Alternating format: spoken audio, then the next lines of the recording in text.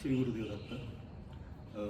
आज आपण इथे आले ते स्थान म्हणजे आपल्या कल्याण तालुक्यातलं सर्वात मोठं दत्त देवस्थान आहे आणि ह्याला श्री दत्त देवस्थान मठ आटाळी म्हणून हे प्रसिद्ध आहे. जवळजवळ 50 वर्ष झाले या स्थानाला.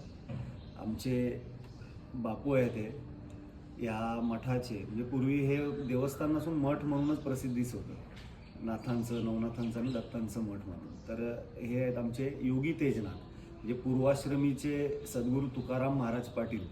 आता नुकताच त्यांनी 1-1.5 वर्षापूर्वी संन्यास घेतलेला आहे नाथपंथाचा. त्यानुसार आता ते योगी तेजनाथ म्हणून ओळखले जाऊ लागलेले आहेत. तर आमचे बापू योगी तेजनाथ ह्यांनी आणि यांचे सहकारी पूर्वी जसे पलीकडच्या भागामध्ये योगी दादाजीनाथ आहेत त्यांच्यासोबत आणि इतर सहकाऱ्यांसोबत त्यांनी हे मठ स्थापन केलेलं आहे 50 वर्षापूर्वी. आणि त्याच्यानंतर पहिली दत्त जयंती 1979ला इथे झालेली आहे आणि त्या दत्त जयंतीपासून मग हे मंदिर बांधलं, त्याच दत्त जयंतीच्यापासून, आणि तेव्हापासूनचे हे चालू झालेलं आहे. पूर्वी हे स्थान माहिती नव्हतं कल्याणकरांना, कारण नदीकडनं इकडे येण्याला ब्रिज नव्हता. तुम्हाला मोहना आणि आटाळी आंबिवली करून यावं लागायचं.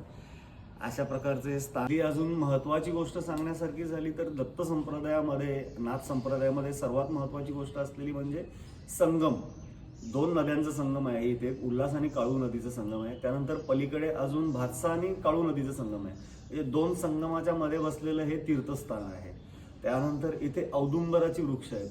गाणगापूरला जसं ते मोठं औदुंबर आहे ज्याचं नवसासाठी पावलं जातं, तसंच इथेही औदुंबर आहे. त्याच्यानंतर हे जंगल आहे, त्याच्यामुळं इथला जो निसर्ग आहे तो तुमचं मन फार प्रसन्न करून टाकतो. इथली जी दैवी शांती आहे ती फार महत्त्वाची आहे. आम्ही अगदी कोणालाही इथे जास्ती बोलूही देत नाहीत, त्याच्यामुळं इथे आल्यावरती फार फार सुख वाटतं कोणालाही. आणि दत्त संप्रदायाची किंवा दत्त महाराजांची जी प्रचिती आहे ती इथे आल्यावरती नक्की मिळते प्रत्येकाला. खूप लोकांचं आहे. त्यानंतर दर महिन्याच्या पौर्णिमेला इथे महाभंडाराही असतो. ही एक नवीन प्रथा बापूंनी सुरू केलेली आहे. असे हे आहे सुंदरस्थान. इतर लोकांनी अवश्य येत्या 4 तारखेला दत्त जयंती आहे. मला वाटतं कल्याणमधील सर्वात मोठा महाभंडारा असतो इथे दत्त जयंतीचा.